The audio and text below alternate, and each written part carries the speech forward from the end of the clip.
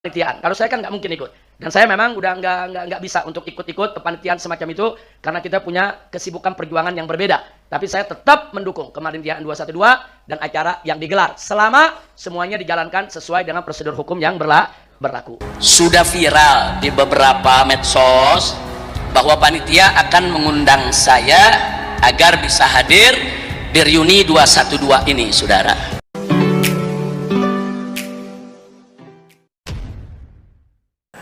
Assalamualaikum warahmatullahi wabarakatuh. Kembali berjumpa dengan saya di channel Gagasan Progresif 79. Sahabat sebangsa dan setanah air di mana saja Anda berada. Ya, bahwa reuni 212 telah selesai diselenggarakan kemarin yang berlangsung dengan damai. Kendati ya sebelumnya bahwa Habib Rizik Syihab ya itu sempat diberitakan tidak bakal mengikuti reuni 212. Tetapi kemudian pada akhirnya beliau hadir ya. Apa yang kemudian membuat Habib Rizik Syihab ini hadir? Ya, tentu ini setelah beliau mendapat masukan ya dan pertimbangan-pertimbangan daripada ya penasihat hukum beliau, kuasa hukum beliau akan ya seperti apa ya jika beliau harus hadir di acara reuni 212. Dan beliau kemudian memenuhi ya masukan-masukan atau ya syarat-syarat yang disampaikan oleh pada kuasa hukum Habib Rizik Syihab jika hendak mengikuti reuni 212. Ya, untuk lebih jelasnya kita akan simak seperti apa penyampaian daripada Habib Rizik Syihab ketika ya dalam memberikan tausiah di acara reuni 212 ini. Datang ke rumah saya untuk mengundang, sudah viral di beberapa medsos bahwa panitia akan mengundang saya agar bisa hadir di reuni 212 ini, saudara. Nah, saya cepat tanggap. Begitu berita itu beredar, walaupun panitia belum datang, saya kumpulkan, saya punya pengacara. Nah, kebetulan di sini pengacara saya Pak Aziz Yanwar, ada Habib Ali Al-Attas. Saya kumpulkan pengacara-pengacara saya tanya mereka. Ini ada panitia bersama, saya belum ketemu mereka. Tapi katanya mau datang mengundang saya untuk ikut reuni 212. Dan saya sendiri belum tahu reuninya itu bentuknya bagaimana, tempatnya di mana, waktunya kapan. Cuman udah tersiar panitia mau datang. Saya minta pertimbangan hukum kepada para pengacara. Loh, kenapa saya minta pertimbangan hukum? Masyarakat perlu tahu bahwa status saya ini PB, pembebasan bersyarat. Nah, pembebasan bersyarat tentu ada syarat-syarat yang tidak boleh saya langgar. Sekurang-kurangnya ada 3 syarat. Ini syarat utama, syarat penting. Kalau saya langgar, pembebasan bersyarat saya dibatalkan dan saya harus ditahan lagi selama 1 tahun. Nah, dengerin dulu nih, boleh cerita gak? Nah, ini baru cerita begitu udah huha-huha. Nah, jadi saya ini pembebasan bersyarat sampai kapan? Sampai 10 Juni 2024. Nah, udah cukup sampai di sini aja dah.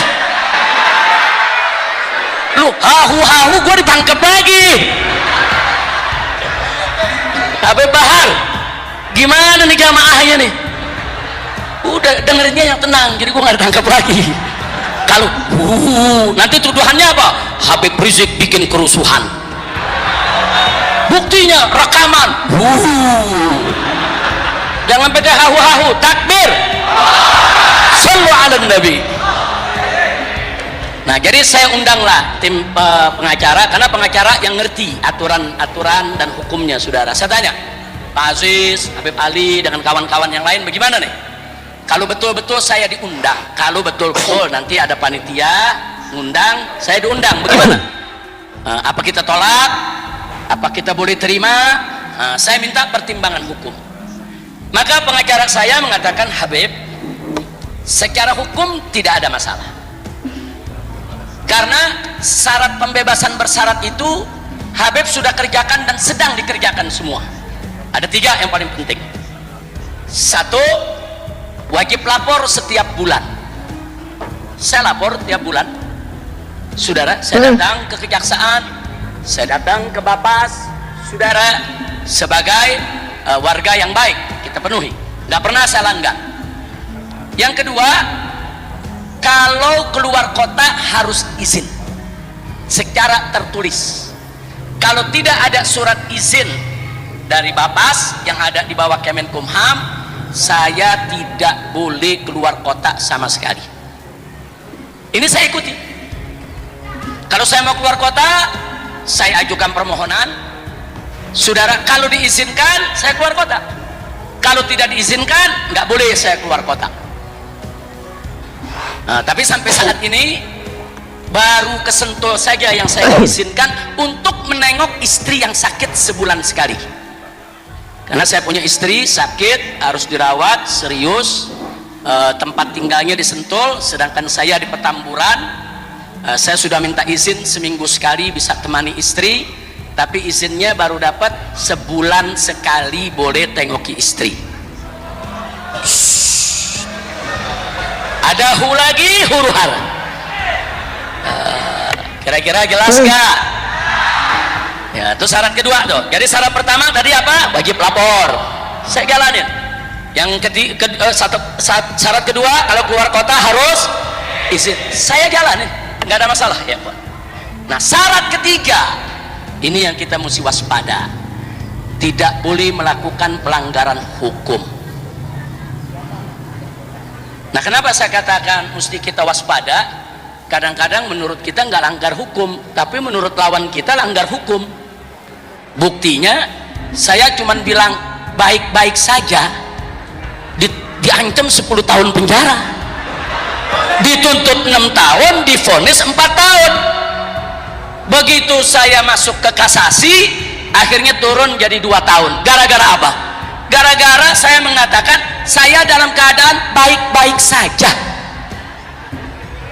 Artinya bagi kita itu bukan pelanggaran, tapi bagi orang yang tidak suka dengan kita, itu akan dijadikan permasalahan. Kira-kira jelas gak? Jelas gak? Makanya saya konsultasi dengan para pengacara. Ini kalau saya datang di reuni, ini pelanggaran hukum apa bukan? Ini yang jadi persoalan. Kalau pelanggaran hukum, besok PB saya dibatalkan, dan besok saya dicomot lagi untuk dimasukkan ke penjara selama 1 tahun. Tapi kalau dianggap bukan pelanggaran hukum, nggak ada masalah. Kira-kira jelas gak? Ini yang kita mesti waspada. Makanya saya tanya pengacara. Pengacara bilang, Habib, secara de jure, secara hukum nggak ada masalah Habib hadir di reuni, nggak ada masalah. Jadi kalau kita simak bahwa apa yang disampaikan oleh Habib Rizik Syihab, ya, bahwa dia menghadiri reuni 212 ini setelah meminta pandangan dan masukan daripada kuasa hukum, ya. Dan saya kira bahwa apa yang dilakukan oleh Habib Rizik Syihab ini adalah hal yang cukup positif, ya, sebuah apresiasi untuk beliau, ya, karena beliau mau, ya, meminta masukan dan pandangan daripada kuasa hukum, ya, terkait dengan, ya, ketika beliau hendak menghadiri reuni 212 yang memang, ya, oleh publik Indonesia mewanti-wanti bagaimana ketika Habib Rizik Syihab kemudian hadir, karena di aksi 411 beliau tidak hadir, sementara harapan besar publik, ya, khususnya jamaahnya itu kemudian sangat mengharapkan beliau hadir di tengah-tengah umat, ya, untuk memberikan tausiah. Dan pada akhirnya beliau hadir, ya, tetapi kehadiran beliau, ya, itu dia mengikuti apa yang menjadi masukan daripada kuasa hukum. Dan nampak bahwa saat tausiah kemarin juga Habib Rizik Syihab itu menyampaikan, ya, dengan, ya, sangat bagus. Ini tidak ada, ya, orasi-orasi politik, ya, murni sebuah nasihat agama, dan ini yang kita harapkan sebenarnya. Kita bersyukur bahwa Habib Rizik Syihab itu mau melakukan refleksi dan introspeksi dari berbagai gerakan-gerakan PA 212 sebelumnya, ya, yang selalu, ya, ada nuansa-nuansa politisnya. Kita berharap ke depan akan semakin begini, supaya suasana kehidupan berbangsa dan bernegara ini kemudian semakin adem. Mari membangun Indonesia ini secara bersama-sama oleh semua elemen anak bangsa, ya. Bahwa mengkritik pemerintah itu hal yang wajar, mengingatkan itu penting, ya, bagi siapa saja, ya, khususnya kalangan ulama. Tetapi kemudian memberikan lontaran-lontaran atau pernyataan-pernyataan statement yang mengarah kepada hujatan itu kan sesuatu yang tidak bagus, ya, dalam iklim demokrasi dan kehidupan berbangsa dan bernegara. Jadi sekali lagi tentu ini sebuah hal yang positif. Inilah reuni yang paling ya damai dari berbagai kegiatan PA 212 sebelum-sebelumnya, dan tentu sebuah kemajuan yang luar biasa karena Habib Rizik Syihab mau menghadiri reuni ini dan dia tampil ya dengan nasihat-nasihat agama yang menurut kita itu hal yang sangat positif. Semoga ini bisa menjadi ya cerminan ya langkah awal ya bagi PA 212 dalam melakukan kegiatan-kegiatan ya reuni-reuni ataupun kegiatan-kegiatan keagamaan di hari-hari yang akan datang. Segera demikian, wassalamualaikum warahmatullahi wabarakatuh.